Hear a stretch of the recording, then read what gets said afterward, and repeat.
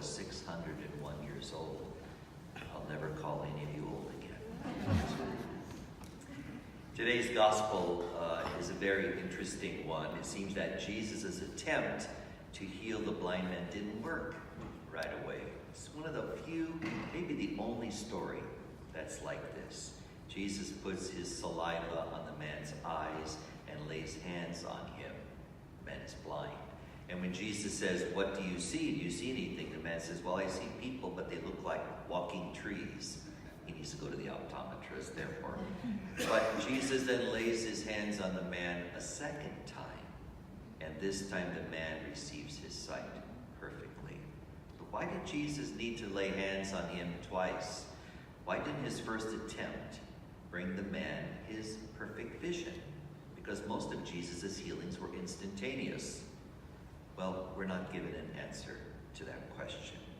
But when you think about it, the man's gradual healing is probably more natural and true to life. This is the way healing works. Any of us who have experienced a sickness or an injury, we know it takes time to heal completely. No one recovers from a heart attack overnight. No one has major surgery and then is up and walking, and feeling great the next day. Healing occurs over time. So maybe this gospel is a way of reminding us that we are to be patient with the Lord's healing.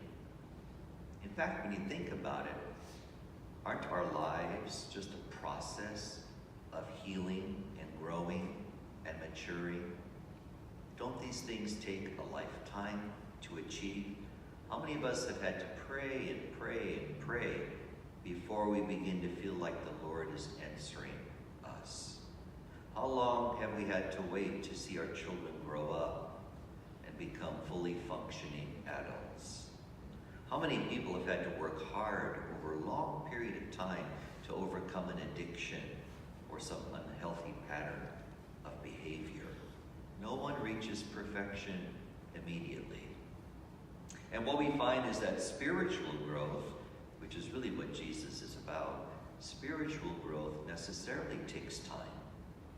Look at the person who comes into RCIA who has no religious background, no church experience at all.